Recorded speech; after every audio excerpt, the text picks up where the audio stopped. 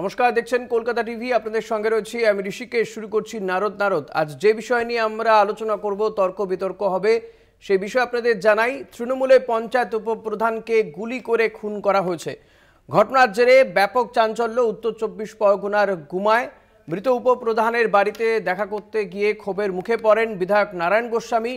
অশোকনগর খুনের ঘটনায় এখনো পর্যন্ত দুজনকে গ্রেপ্তার করা হয়েছে। তদন্তে অশোকনগর থানার পুলিশ।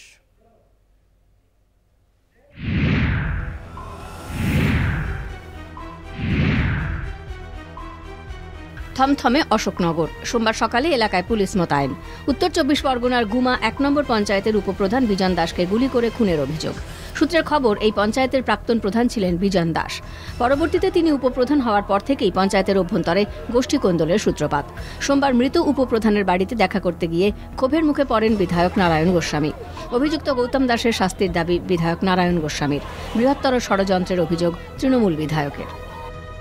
এই এলাকার তোলাবাজ কুখ্যাত দালাল গৌতম দাস, সে রাতের অন্ধকারে এই গুলিটা করেছে বলে স্থানীয় মানুষ এবং ঘটনার যে জায়গায় তার আশেপাশের লোকজনরা এই কথা বলছেন।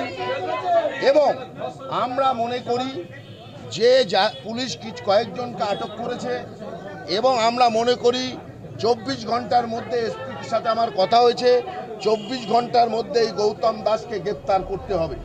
প্রসঙ্গত, রবিবার রাতে এক বন্ধুর বাড়ি যান বিজন দাস। সেখানে স্থানীয় এক জমি ব্যবসায়ী গৌতম দাস সহ বেশ কয়েকজনের সঙ্গে বচসায় জড়িয়ে পড়েন বিজনবাবু। আচমকাই এক দুষ্কৃতী পয়েন্ট ব্ল্যাঙ্ক রেঞ্জ থেকে গুলি করে বলে অভিযোগ।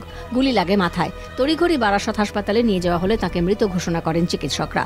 খবর পেয়ে ঘটনাস্থলে যান বারাসতের তৃণমূল সাংসদ কাকুলি ঘোষ দস্তিদার। মর্মান্তিক ঘটনা। আমাদের দলের জন্য এটা অপূরণীয় ক্ষতি। কেননা বিজন দাস ছাত্র রাজনীতি থেকে শুরু করে যুব রাজনীতি থেকে শুরু করে বর্তমানে উপপ্রধান ছিল। তাকে যে এইভাবে খুন হতে হলো, এটা অবিশ্বাস্য লাগছে। প্রশাসন ইতিমধ্যেই অ্যারেস্ট করেছে কয়েকজনকে শুনলাম, সুতরাং সেটা তো তারা দেখবে। 2003-এ পরপর দুবার পঞ্চায়েত প্রধান ছিল, তারপরে এখন বর্তমানে উপপ্রধান আছে। তার বিপক্ষেও যারা আছে, মানে অপোনেন্ট যারা ক্যান্ডিডেট আছে, তারা আজকে তাকে সুযোগ পেয়ে, হয়তো এই পরিকল্পনা অনেক আগের থেকে, আজকে সুযোগ পেয়ে আজকে ঘরে ঢুকে তাকে গুলি করে। হ্যাঁ, যারা গুলি করেছে তারা তৃণমূলের নাকি না অন্য কোনো? না, অবভিয়াসলি অপর পার্টি। তৃণমূলের গোষ্ঠীদ্বন্দ্বের ফলেই এই ঘটনা, দাবি বিজেপির। তৃণমূলের এখন গোষ্ঠীদ্বন্দ্ব এমন পর্যায়ে পৌঁছেছে যে তাদেরকে এইভাবেই প্রাণ হারাতে হবে। মানে তোলাবাজি নিয়ে যাদের দ্বন্দ্ব এবং যে দলের নীতি আদর্শ নেই, তারা এইভাবেই খুনের মাধ্যমেই তারা রাজনীতিটা পশ্চিমবঙ্গে যে চালু করেছে, তারই ফলশ্রুতি এই ঘটনা। ঘটনার তদন্তে অশোকনগর থানার পুলিশ। বারাসত থেকে ভক্তিদের রিপোর্ট, কলকাতা টিভি।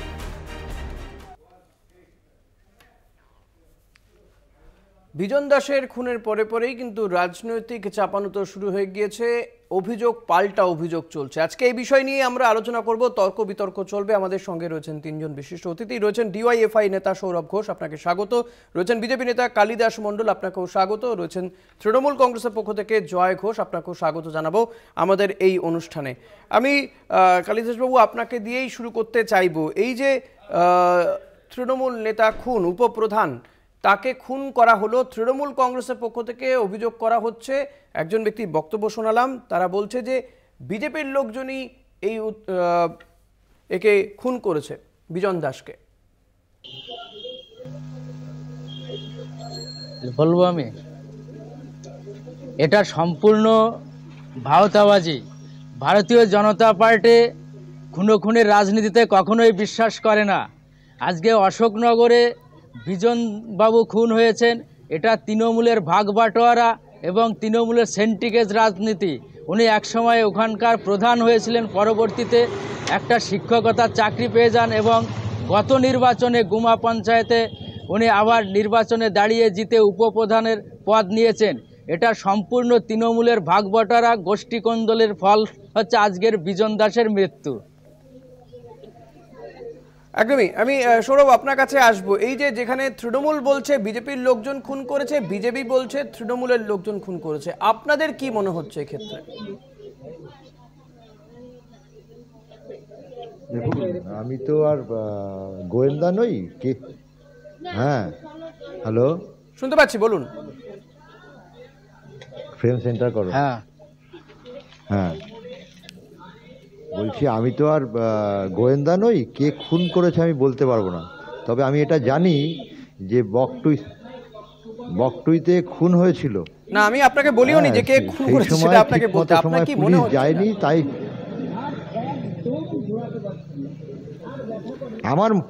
আমার মনে হচ্ছে এটা গোষ্ঠীদ্বন্দ্বের ঘটনা। এটা ওই টাকা পয়সার ঘটনা, তার জন্যই খুন হয়েছে। এক তৃণমূল আর এক তৃণমূলকেই খুন করেছে। বেশ, আমি এবার তৃণমূলের কাছেই আসবো।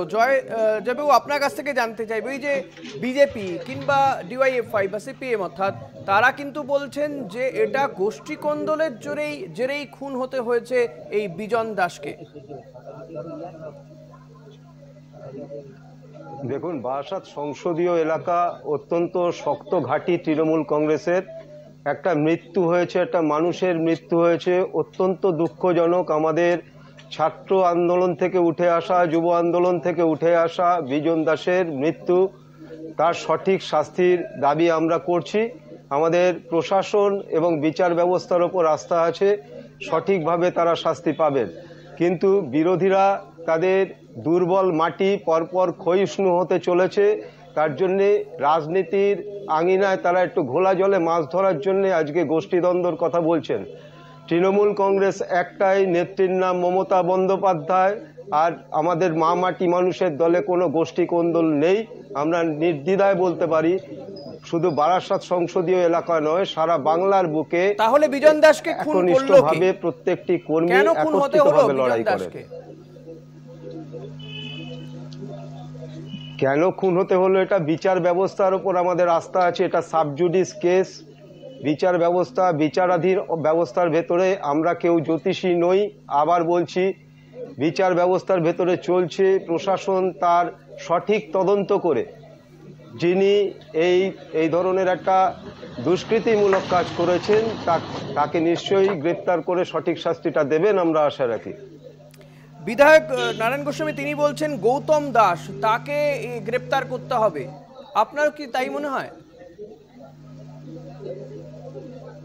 দেখুন, ওখানকার অভিভাবক আমাদের নারায়ণ গোস্বামী নিশ্চিতভাবে সেই মাটির প্রত্যেকটি ঘটনা তিনি জানেন। তিনি যদি মনে করে থাকেন যে এই মানুষটি সত্যি এই কাজের সঙ্গে যুক্ত, আমরাও সমস্বরে বলছি তাকে গ্রেপ্তার করে তাকে শাস্তি দেওয়ার জন্য। কালিদাস বাবু, এই যে বিধায়কের কথা যখন উঠলো তখন বিধায়ক বলছেন যে বৃহত্তর ষড়যন্ত্র রয়েছে এবং এক্ষেত্রে কিন্তু বিরোধীদের দিকেও একটা অভিযোগের আঙুল রয়েছে। তৃণমূল দলটার জন্ম হয়েছে মিথ্যাবাদের উপরে, জন্ম নিয়েছে মিথ্যার আশ্রয়কে নিয়ে তৃণমূল জন্মগ্রহণ করেছে।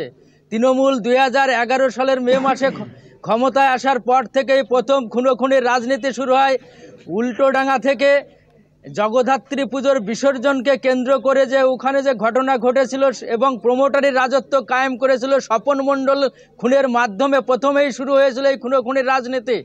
আমরা বিগত পঞ্চায়েত নির্বাচনেও দেখেছি তৃণমূল এত বড় অসভ্য বর্বর দল, যে দল একটা পঞ্চায়েত নির্বাচনেও একজন নিজেদের দলীয় কর্মীকে পদে রাখবার জন্য এবং নিজে নেব জয়ের কাছ থেকে নেব। তবে একটা বিরতি নেওয়ার সময় হয়ে গেছে, একটা ছোট্ট বিরতি নেব, ফিরে আসবো বিরতির পর, সঙ্গে থাকবেন।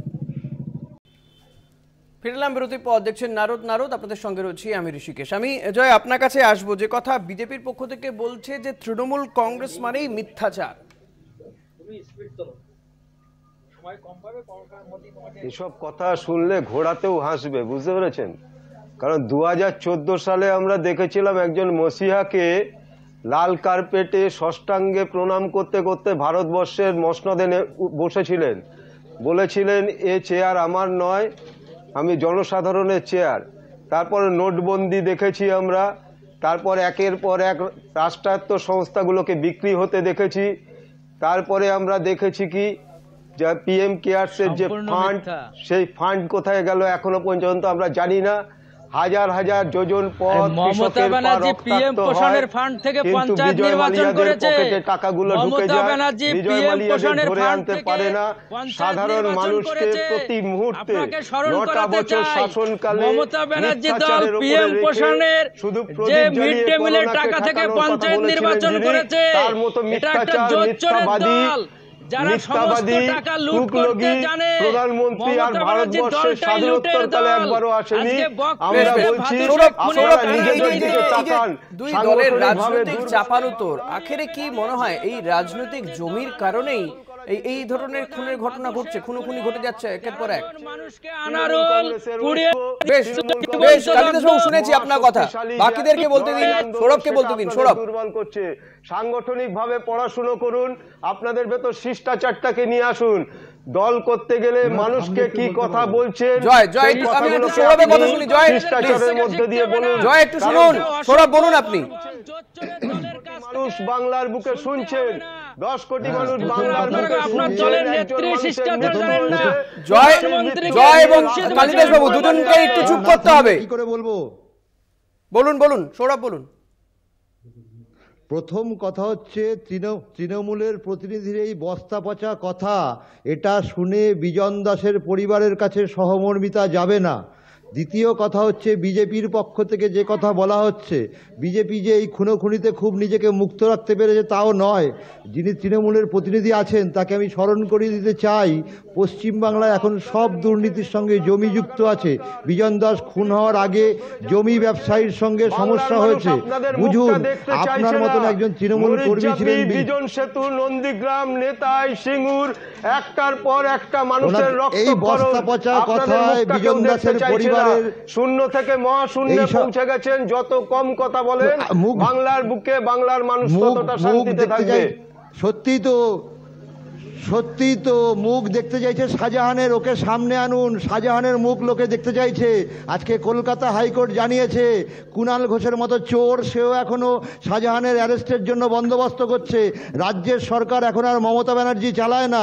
আমি তো ডক্টর জয়ের কাছে আসবো। জয়, আমরা কি এই যে মরিচঝাপি কিংবা নেতাই এই ঘটনাগুলোর রেস ধরে ধরে নতুন নতুন আরো কিছু ঘটনার নাম সংযোজন করব শুধুমাত্র, নাকি এই ধরনের ঘটনা যাতে আমাদের রাজ্যে আর না ঘটে সেটা চাইবো?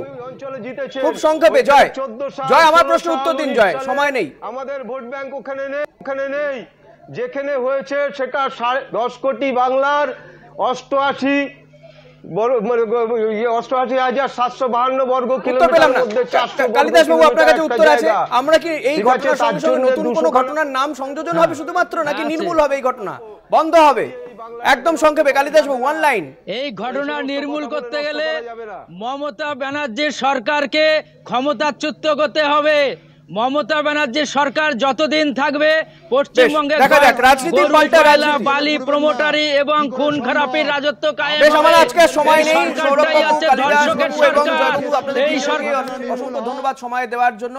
আজকে আর সময় নেই, শেষ করতে হবে আমাদের আজকের এই অনুষ্ঠান। তবে আশা রাখবো যে এই ধরনের ঘটনা যেন পুনরাবৃত্তি না হয়। ভোট আসে ভোট যায়, কিন্তু কেন বারবার মৃত্যু মিছিল দেখতে হয়? আজকের মতো এখানে শেষ করছি। দেখতে থাকুন কলকাতা টিভি, রাত দিন 7 দিন।